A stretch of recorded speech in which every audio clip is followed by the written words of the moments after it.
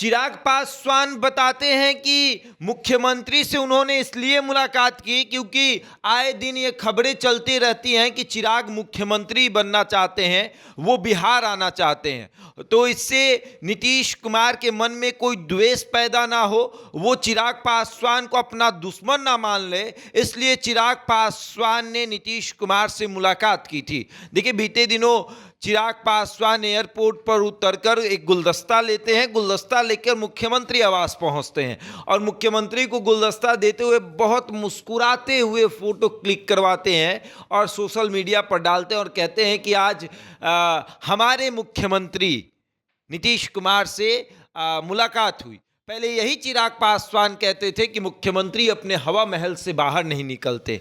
आज उसी हवा महल में चिराग पासवान आए दिन पहुंच जाते हैं और उसके बाद कहते हैं कि ये मुलाकात इसलिए थी क्योंकि कहीं लोग जो हवा बना रहे हैं उस हवा को नीतीश कुमार के पास जब जाए वो हवा, तो नीतीश कुमार उस हवा को सत्य ना मान ले, उस हवा को हवा की तरह ही महसूस करे और वो समझ ले कि चिराग को मुख्यमंत्री बनने का शौक नहीं है। चिराग बस ऐसे ही चिराग के बारे में लोग हवा बना रहे हैं, ये विपक्ष की रणनीति है। तो सवाल एक चिराग से कि जब तक चिराग पासवान ने नीतीश कुमार से मुलाकात नहीं की तब तक चिराग पासवान ने कभी खुलकर ये नहीं कहा था कि एनडीए के चेहरा नीतीश कुमार होंगे 2025 में।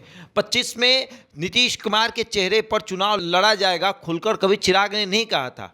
आखिर क्यों चिराग के तमाम सांसद ये कहते रहते थे कि चिराग जी को बिहार बुला रहा है, चिराग जी विधानसभा चुनाव लड़ना चाहते हैं। अगर चिराग ऐसा नहीं कर रहे हैं तो, क्योंकि कहा यह जाता है कि चिराग पासवान के पार्टी में एक पत्ता भी हिलता है तो चिराग पासवान से पहले परमिशन लेने जाता है दिल्ली कि भैया हमको हिलने का मन कर रहा है, हिल ले।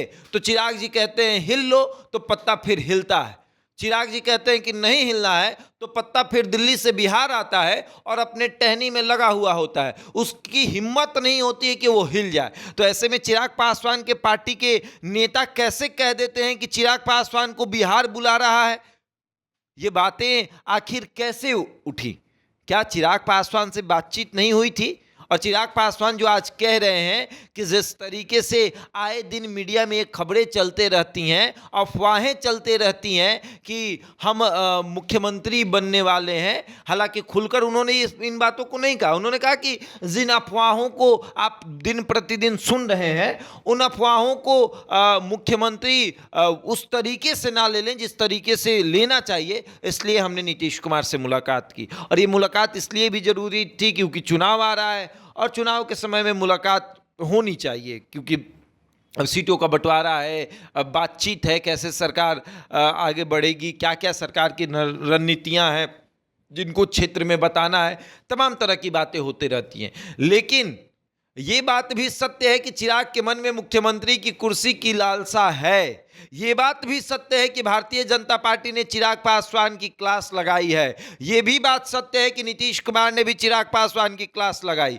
कि ये जो आप हवा बना रहे हैं मुख्यमंत्री बनने का, इस हवा से कार्यकर्ताओं पर असर पड़ेगा, इस हवा से वोटरों पर असर पड़ेगा। क्योंकि अगर जब आप हवा बनाएंगे तो आपके कार्यकर्ता ये ख्वाब पाल लेंगे कि 2025 में चिराग मुख्यमंत्री होंगे, और जैसे ही उनके सामने ये बात आएगी कि नीतीश कुमार के चेहरे पर चुनाव लड़ा जाएगा, आपके कार्यकर्ता नाराज होकर वोट नहीं देंगे, और वोट नहीं देंगे तो आपका एनडीए में रहने का फायदा क्या है? आप एनडीए में क्यों हैं? 6% वोट का जो कहते हैं आप मालिक हैं, वो 6% अगर वोट नहीं देगा तो आपको एनडीए में रखने का फायदा क्या है?